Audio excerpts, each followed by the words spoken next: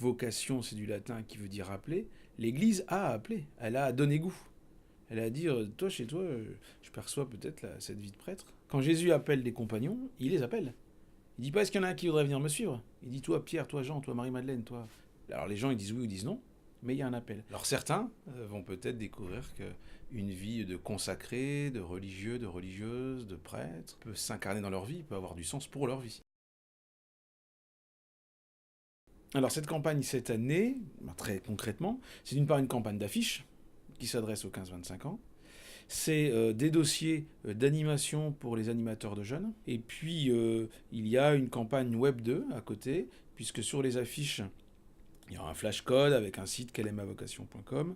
Et sur ce portail, il y aura un certain nombre de témoignages de jeunes qui racontent leur histoire de vocation, suivre un chemin tout tracé ou suivre mon chemin. La campagne sera réussie s'il y a des garçons et des filles, des hommes et des femmes qui découvrent qu'ils ont un sens à mettre à leur vie, qu'ils peuvent s'impliquer, s'engager et qu'ils comptent dans cette société. Alors c'est sûr qu'aujourd'hui, il y a à peu près 700 séminaristes. Et il y a 10 ans, ils étaient plus de 1000. Donc effectivement, il y a une invitation pour l'institution ecclésiale à proposer cette façon de vivre son baptême. La difficulté de la parole de l'engagement pour toujours, elle marque aussi les vocations de prêtres. On l'a dans l'engagement syndical, dans l'engagement conjugal. Aujourd'hui, les jeunes adultes, nos générations, s'engagent profondément et de façon massive pour un temps et pour une cause. Et après, on passe à autre chose. L'effet zapping ne va pas en faveur d'une parole, d'un oui pour toujours. D'autres disent que le petit nombre d'enfants dans une famille fait qu'il y a une projection sur son enfant et les parents sont moins prêts à envisager l'absence de progéniture, l'absence de descendance. On entend ça, hein, des jeunes adultes qui rentrent au séminaire ont eu des pressions de leurs parents pour qu'ils n'y rentrent pas parce que c'est le seul garçon ou il n'y a que 2 enfants à la maison. Et puis il y a la question de Dieu. Il y a aujourd'hui dans nos sociétés cette difficulté à croire en Dieu. L'idée même de Dieu pose problème aux jeunes générations. Il n'y a pas un profil type déjà. S'il y a 50 ans, 60 ans, c'était petit séminaire ou noviciat, des choses très calibrées, très typées. Aujourd'hui, diversité des parcours. Alors, ils découvrent comment? Il y a plusieurs lieux. Un lieu particulier, c'est le bénévolat, le volontariat, service civique, expérience de coopération à l'international. Ça, ce sont des lieux d'émergence des vocations. On peut penser à Thibaut.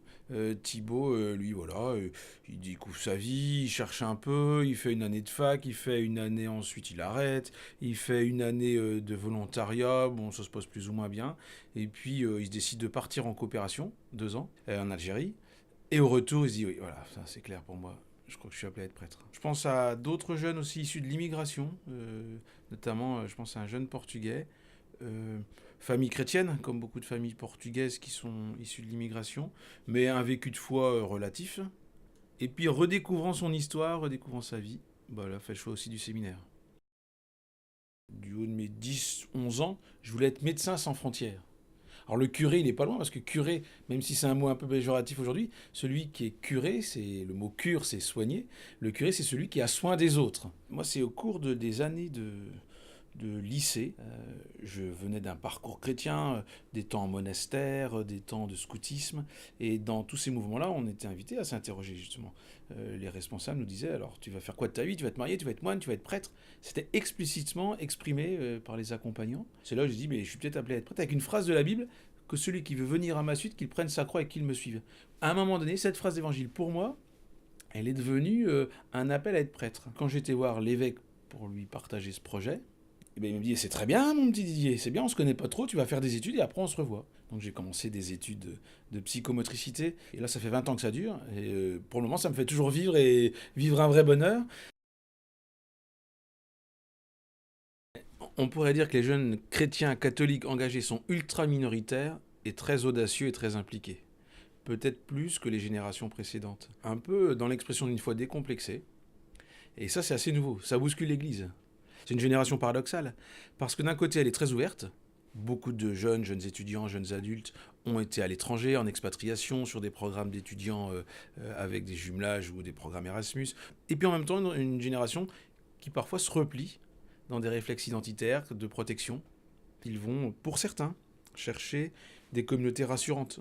Et en même temps, alors très présents sur les réseaux sociaux, comme leur génération. Mais ils ne se contentent pas d'être des spectateurs, ils les animent aussi, ces réseaux sociaux. Alors, ça bouscule l'Église. Vous avez vu que leur dernier pape, Benoît XVI, qui ne l'est plus maintenant, s'est mis à tweeter aussi. Quand il y a eu cette rencontre récemment des délégués des JMJ, eh ben, la jeune responsable de la commission communication a fait vivre aux 160 délégués une Harlem Shake JMJ.